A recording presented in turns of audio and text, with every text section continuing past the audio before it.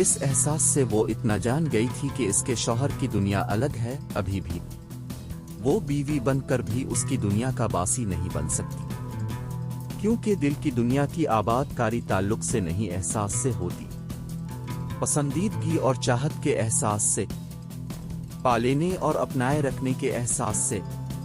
वो ये सब सोच रही थी, लेकिन अगर उसे सोचने का काम करना ही था तो बहुत पहले करना चाहिए था।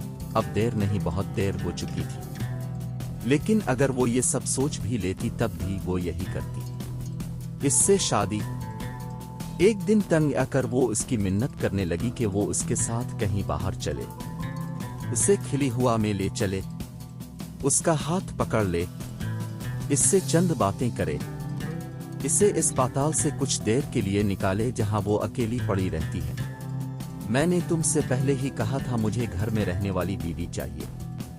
तो क्या मैं घर में रहती? बस फिर घर ही रहूं। क्या घर में रहने वाली बीवी अपने शौहर के साथ बाहर नहीं जाती? अपने शौहर के साथ भी नहीं। तो तुम्हें हर सूरत बाहर ही जाना है। जारी है। बाहर के लोग, बाहर की दुनिया, बाहर बाहर। मुझे तुम्हारे साथ बाहर जाना है। मैं तफरी नहीं चाहती, कुछ सुकून चाहती हूं। एक ही बात है, इतना पढ़ा लिखा शख्स कितने छोटे तंज कर रहा था, इसे ये जेब नहीं देता था।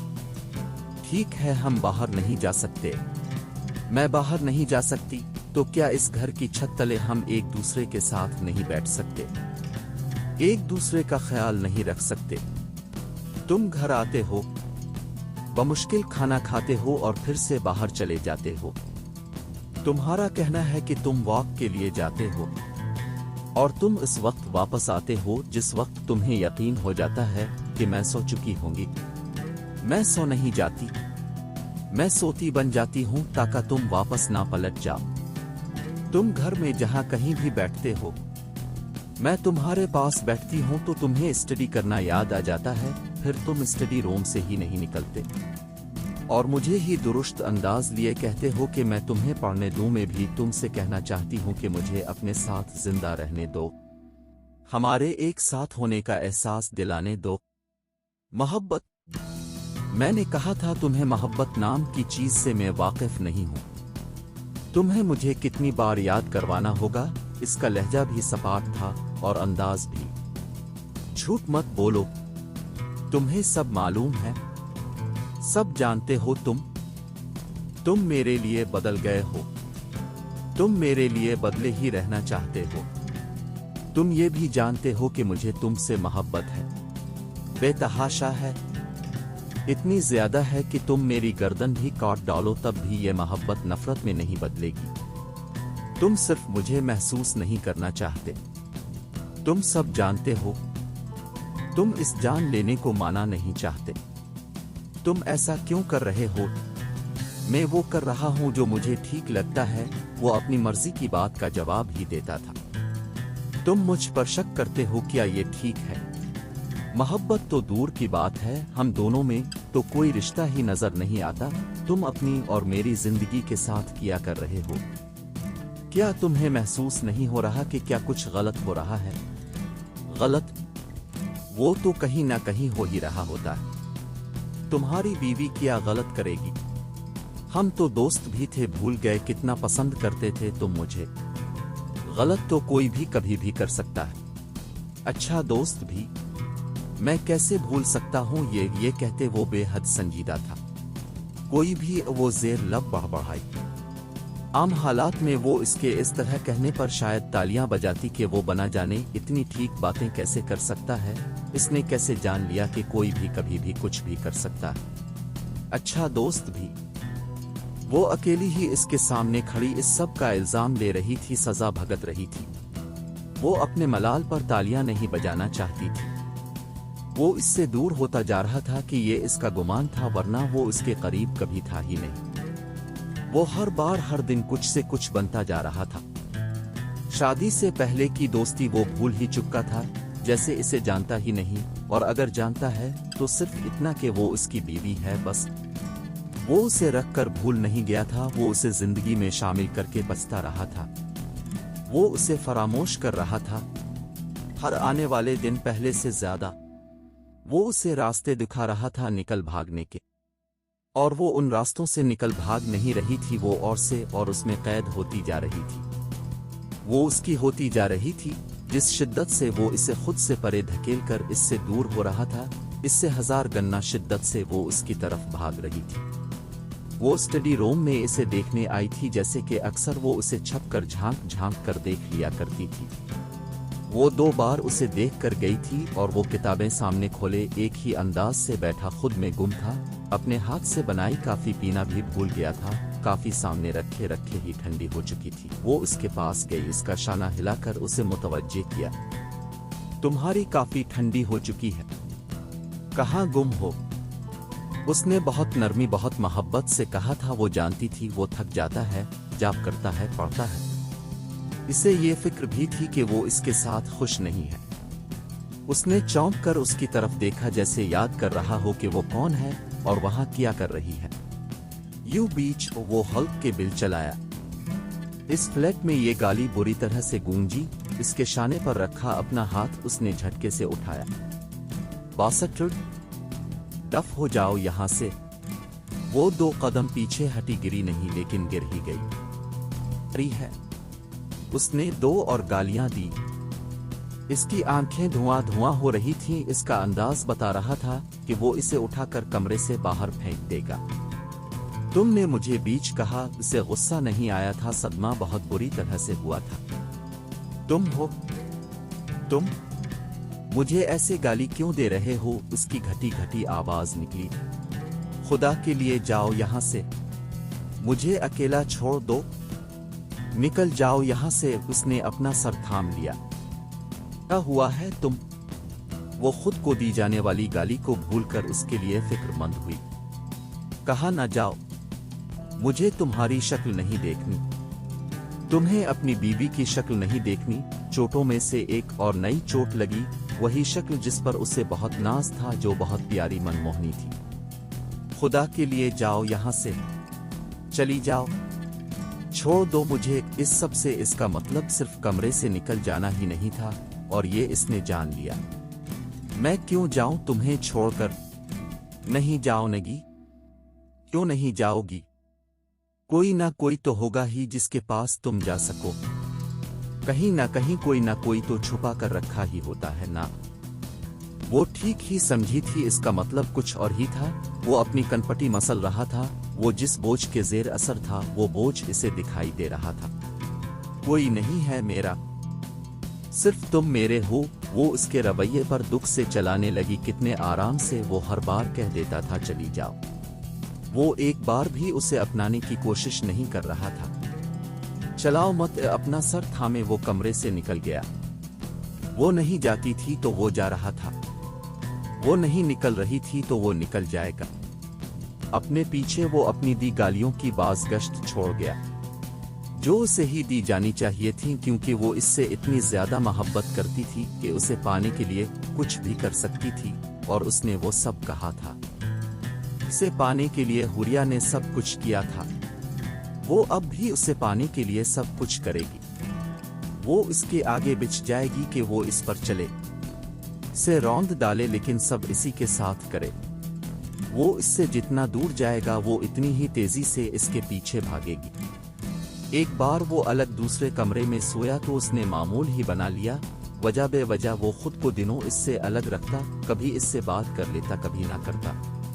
वो इसके आसपास रहना चाहती, वो इससे दूर होना चाहता। जैसे वो इसके साथ जिंदगी गुजार कर थक चुका है, एक बदतरीन गलती कर चुका है। बहुत से दिन वो उसके इस रवैये को बर्दाश्त करती रही। फिर वो इससे बात करने इसके पास आ गई। किताबें सामने रखे वो सिर्फ पढ़ने की कोशिश ही कर रहा था। वो वीरानी जो इस घर में थी, इन दोनों के दरमियान थी, उसकी आंखों में भी देखी जा सकती थी। मैं तुमसे बात करना चाहती हूँ। उसने आवाज पर सिर्फ नजर उठाकर ही देखा। मेरा दिमाग शल हो गया है ये सोच सोच कर के तुम क्या चाहते हो। मैं क्या करूं कि तुम्हें अच्छी लगूं? तुम मुझसे बात करो, मेरे साथ मिलकर मुस्कुराओ। मुझे ऐसा क्या करना चाहिए? तुम जो कहोगे मैं वो करूंगी, जैसे कहोगे वैसे ही करूंगी। मैं खुद को इस घर में बंद कर लूंगी। मैं वो पहनूंगी जो तुम चाहते हो, वो सुनूंगी जो तुम बोलोगे। मैं तुम्हारे हर हुक्म की तामील करूंगी। मेरा यकीन करो, मैं सब कर लूंगी। तुम कहते जाओ, मैं करती जाऊंगी। बस मुझसे मोहब्बत करो, मुझ पर रहम करो। इस घर में मेरी दुनिया आबाद कर दो। तुम जानते हो तुम ही मेरी दुनिया हो। एक बार कोशिश तो करो, मेरे लिए भी कुछ करो, या मुझे ही सब करने दो। इतने एतराजात पर भी इसने नजर उठाकर उसे देखा। और बस मैंने तुम्हारे लिए अपनी स्टडीज छोड़ दी ताकि मैं तुम्हारे साथ रह सकूं। मुझे जिंदगी के वो पल नहीं चाहिए थे जो तुम्हारे बगैर गुजरते, लेकिन इस घर में तुम्हारे साथ रहकर भी मैं तुम्हारे बगैर ही रह रही हूं। हमारी शादी को 1 साल भी नहीं हुआ और तुमने अपना बेडरूम अलग कर लिया है। तुम्हारी बीवी मां बनने वाली है और तुम उसकी परवाह किए बगैर उसे जज्बाती सदमे देते हो। तुम मेरा ख्याल नहीं रख सकते मेरे साथ, मेरे पास तो रह सकते हो। मोहब्बत नहीं कर सकते, हमदर्दी तो कर सकते हो, कुछ तो कर ही सकते होगे। मैं कुछ नहीं कर सकता हुरिया, मैं खुद बेइख्तियार हो चुका हूं। मेरा यकीन करो, हमारी जिंदगियों में जो कुछ चल रहा है ये सब ठीक नहीं है। मेरे साथ भी कुछ ठीक नहीं हो रहा। मुझे तुमसे शादी करनी ही नहीं चाहिए थी। यही मेरी गलती है। ये बहुत बड़ी गलती की मैंने। मैं किसी भी और इंसान को जिंदगी में शामिल करने के काबिल ही नहीं रहा। मैं औरत से अब कभी भी मोहब्बत कर ही नहीं सकता। मेरे पास इसका सिर्फ एक ही हल है, तुम तलाक ले लो मुझसे। मुझसे अलहदगी ही बेहतर है तुम्हारे लिए। इस बच्चे को भी तुम रख लेना। अभी वक्त है, तुम अपनी जिंदगी में किसी और को शामिल कर लो। तुम्हारा हक है कि कोई तुमसे मोहब्बत करे, वो सिर्फ तुम्हारा हो। तुम मुझसे अलहदा होना चाहते हो, इसकी जान निकली। तुम्हें मुझसे हो जाना चाहिए। इसने नजरें चराई। सिर्फ इसलिए कि मुझे तुमसे शिकायतें हैं। तुम उन्हें दूर करने की बजाय मुझे खुद से अलहदा होने के लिए कह रहे हो।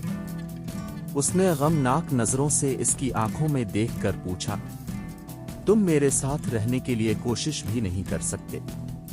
तुम एक शौहर, एक बाप, एक दोस्त कुछ भी नहीं बन सकते?